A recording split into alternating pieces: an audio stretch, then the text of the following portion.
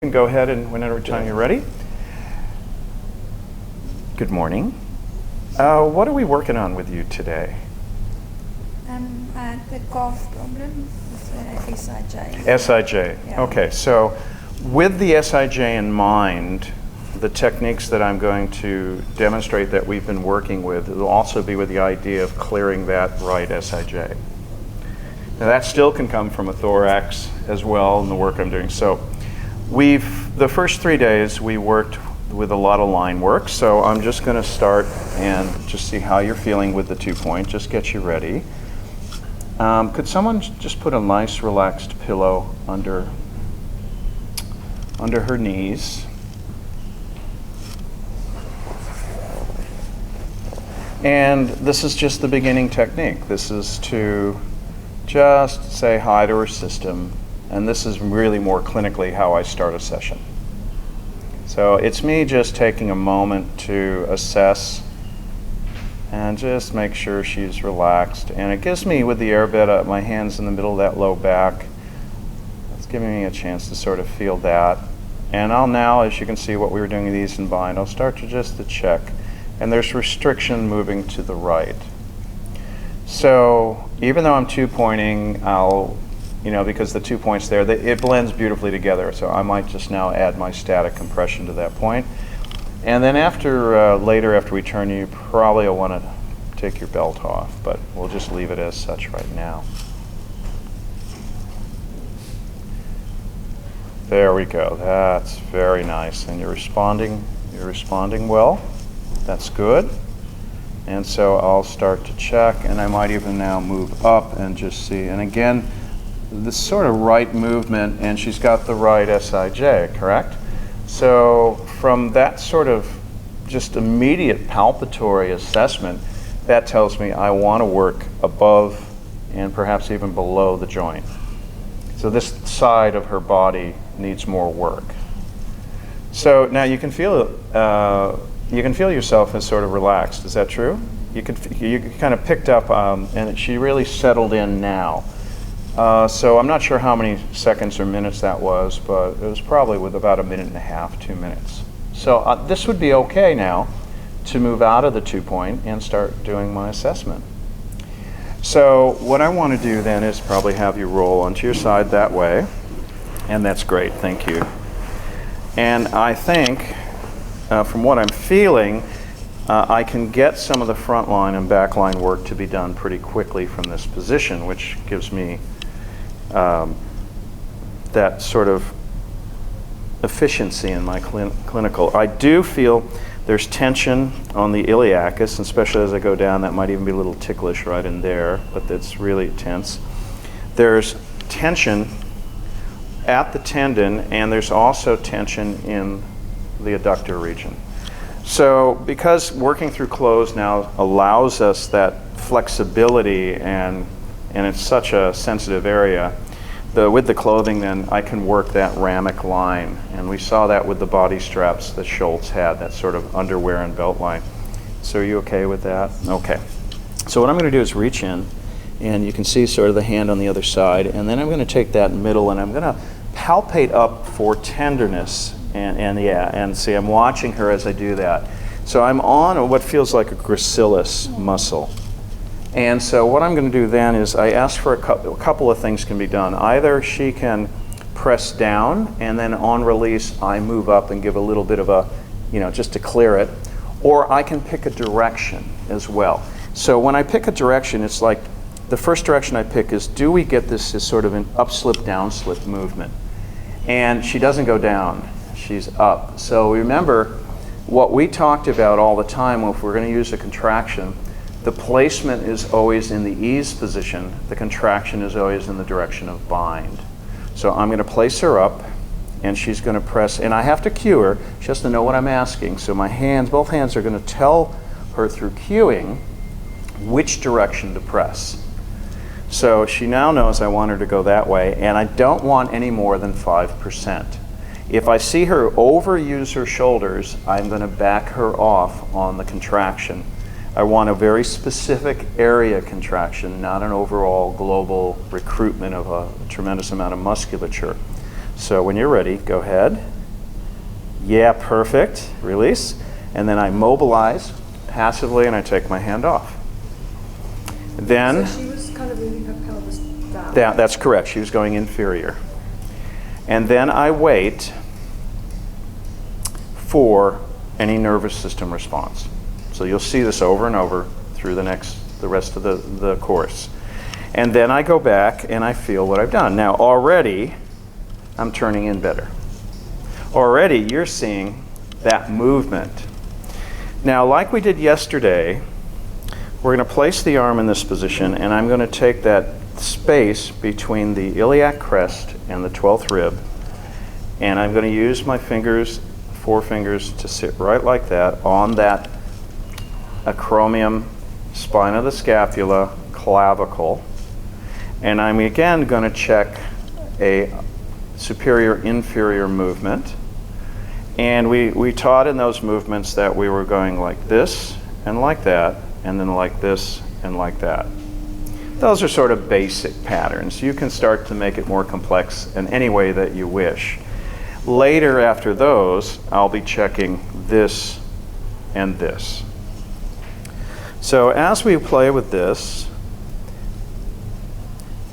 I like it that they both go up. That feels good. Now, these are considered compound releases. Anytime, this is a stack of using MET, and you remember when I spoke of stacking, you're taking 2 or more distortions simultaneously, either through palpation or contraction, muscle energy, to be more dimensional and get more actual, sort of the brain works more that way. It doesn't work in one movement pattern.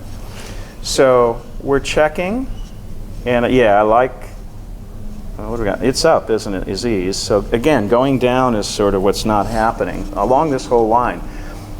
So there's no right or wrong way to do this.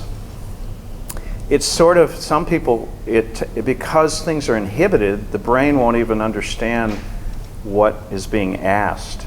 So you just kind of keep cueing and staying, and you ask for a low load, and slowly the brain will pick up what is being asked of it, and then you'll feel that sensation kick in. So right here and right here want to move that way, and you just got to figure out how that's going to move to here. Good. And pick this one up. Good. And breathe as you do it. And after 3 to 5 seconds, release, and then I move it back and forth. Oh, I like working with you. That little click on you, and that is like that adhesion. That was not as loud as when we did it the first or second day of the course, but you can feel it's a hot spot on that area. It feels sort of QL-ish, but the fascia around it. The other thing, and later on when I talk about specific muscles, we can talk about QL actually as a specific muscle. The thing I think that's missed with QL is people pick up the vertical, that set of fibers, but they miss the horizontal, and that's where the rotation is in that. So if we now look at that rotation element, and by the way, let's check what we've done. You can see we're getting more movement off the top and the bottom. And these are great because when I want to work the middle of that cage, I'm taking the tethers off of either end and getting a little room to play. This also sets up any of the brachial neurofascial work that we do as well. It's just a nice sort of lateral cervical sleeve fascia. You can see I can start to grip it and do things with it that way. And we know how tight people can be in this area as well. So now let's pick up a bit of the torsion, and that's not a happy feeling. And remember the other thing I said about sideline is the rolling is important. So as I'm rolling, what am I looking for? A position that feels the least amount of tension, even as I'm rolling. So there's tension there. That's about right there. That's the least amount. And you can see I'm getting the most movement because if I go here, it restricts. If I go here, it restricts. So you can kind of just test it out. And in fact, that kind of feels good. It's just oscillation. And then I'm going to pick up the twist, and her twist of ease is this way. And the only difference on that twist is probably to bring the arm back into that position. And we see, yeah, and you can see now the twist is a little greater. And now it's even changed on me because of the rotation of the arm back across to the intercostals. And so because this is ease, she's going to try to move that way with her neck shoulder, but more neck. And the opposite way down here. That's it, a little less, breathing as you go. And then we get release, and I mobilize, and we have a levator. Right away you can feel the levator go, oh, now that muscle's talking very clearly. It's stuck right there. So you could, based on your skill set, go right to a trigger point or right to a muscle work on that and see if it's going to respond or not. My guess, based on the sort of the chronicness of this area, it's not going to let go real easy. Feel that sensitivity off of it? She says, that feels good. You can rub it, Stephen. So I'm going to rub it and see if we get a little bit of change to it. And it's a thick unit. And then it starts getting a little scalene. And so then I'm just going to give it a moment. Because I know I can come back to that more specifically. I'm still thinking globally. So we've worked this now, and now I'm going to shift back down to this lower area because this is where I want to demonstrate the bilaterals of the ITB. So this is what I discovered. You sort of like what you're doing right now, Vanessa. It's beautiful. And women are sort of more known to do this than men because, well, you have to protect your vital spots from visual interference by the other gender of the species, and the wearing of dresses and whatnot. It kind of got you sort of in a little internal, or if you've ever had to go to the bathroom and you're kind of going like that. Or if you're on the slopes a lot, you do that a lot, you know, you got that going. So what happens is you get this almost fixation of the way the wrapping of the tissue internalizes, and you want to open that up. Or I think I would want to open it up. You have to decide if you want to open it up. So I place my hands sort of like this. We get a little more lengthening of the line. We move her a little more forward. And then we roll her a bit, but as we roll her, we turn in. The same thing would be then if we roll back, we turn out. There's a barrier at each of those, and we're going to clear that. So we sit there. We roll her forward and we turn, and it's a sticky little spot. So I'm going to see if the external is easier than the internal. So I'll take her back, and again, any rolling from long axis in side position requires a head to accommodate the movement. Any rolling from long axis in side position requires the head to accommodate the movement. So now you feel the difference in that? And there's the barrier. I'll sit with it, and I'm clear. And it's an inguinal barrier. You can feel it. It's pulling up there. Even though I call this ITB, you know, to work, yeah, there it goes. And as it opens, you can begin to see what I've done, just like we did. And of course, now we know this is tight, isn't it? This is where I've got to put you. Because you'll feel it. As it opens up, oh, it stops there. And then you localize, well, what's holding? So if I wanted, I again could stop for a second and do some direct work. And that's a bit sticky. Has that been worked before? So again, you're going to discover that because, thank God, because of the clothing, we're able to have a chance to start working into this sort of inguinal groin area. It's a bit iliac. No, it's not iliac. It's more psoas-y.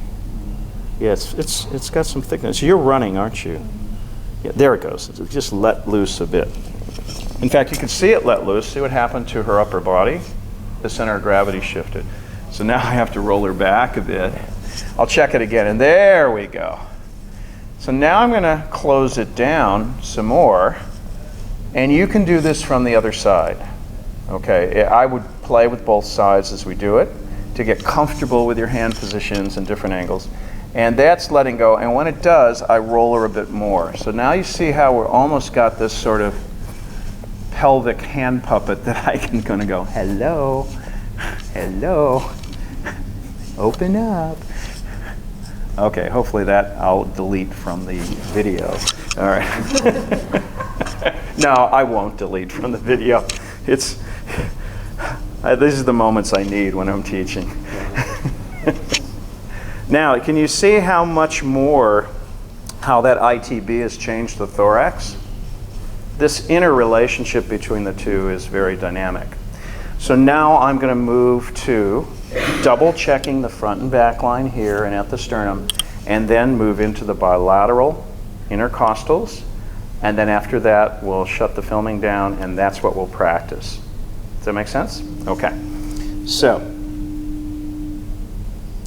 and again, yep, this seems to be, she's got a sleeve motion going on, so I'm going to engage that first and try to clear it. That starts to move very nicely.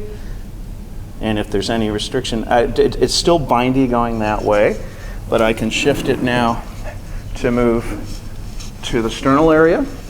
And with permission, she's going to allow me to do this. And this is sort of this is a wonderful hold.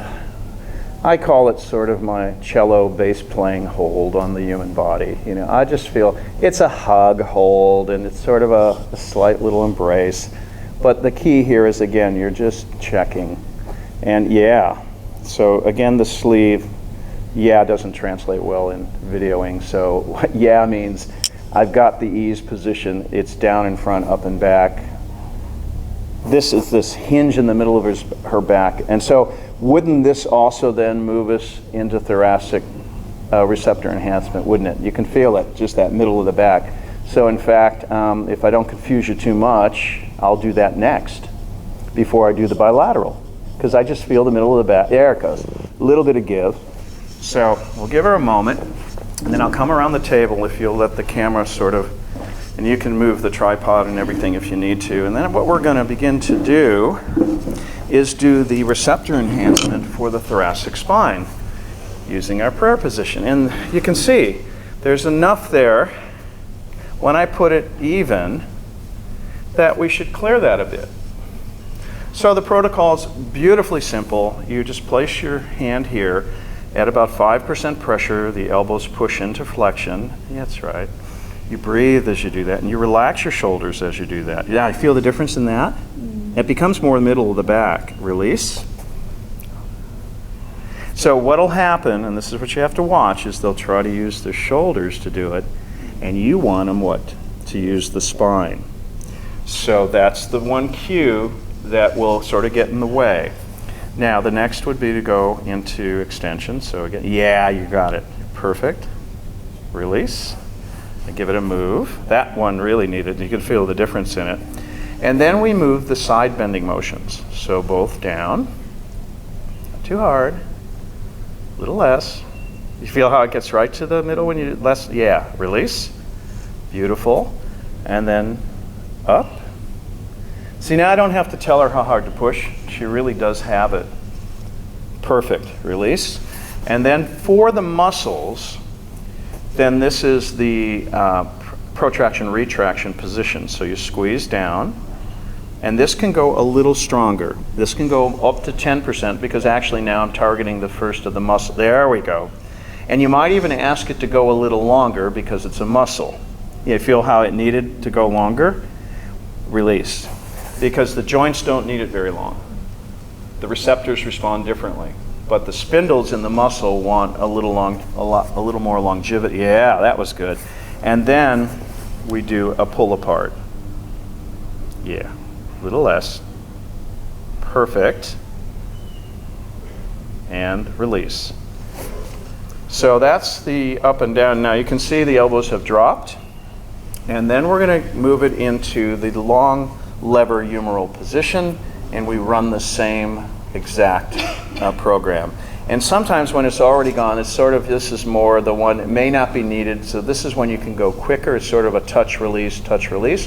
Or if you feel it's still not letting go the way you want, you go longer on all your contractions.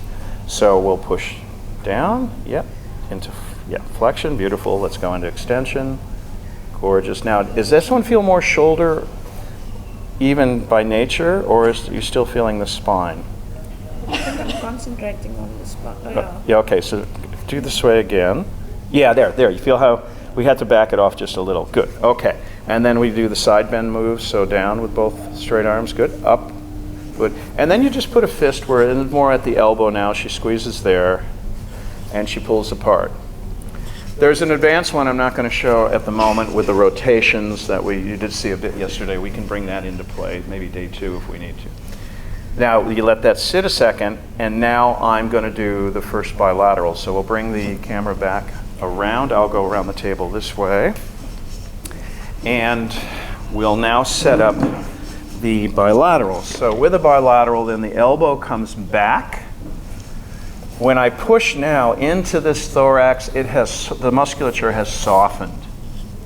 It's got a nice warm feel to it. Obviously, she's done what? Activation. She has worked the muscles.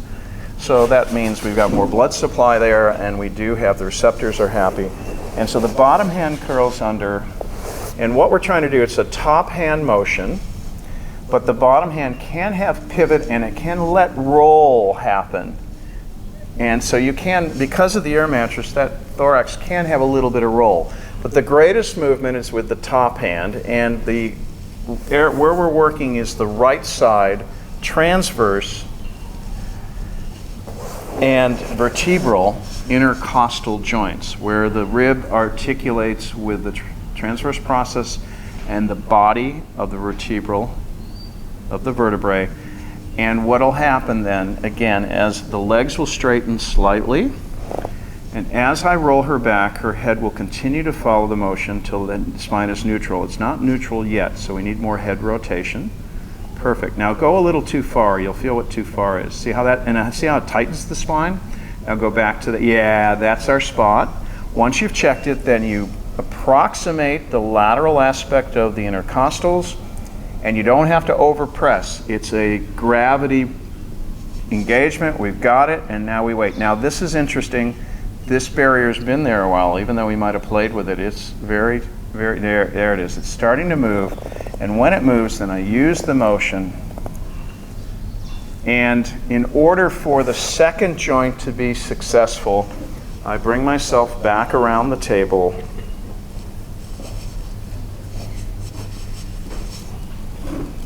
And I pick up now the sternal hinge. Now we're going to do more sternal work after this one, after you've practiced this. We're going to do sternal compressions. And sometimes the sternal compression can precede the bilaterals, but we'll play with it. What this does is, what people don't realize is the body in the manubrium does this, but they don't realize that this center aspect has a flexibility still, because they think it's more bone, because I think it's not so much the sternum itself, it's the intercostals attaching to the sternal body, and that's where you get that sort of hinging, collapsing movement. The only time you really see it is when you have a really concave not a pes cavus, but whatever we call the thoracic version of cavus. There's a little name, of course, for it, Latin. Pes cavus means the foot, but whatever this version of the thorax.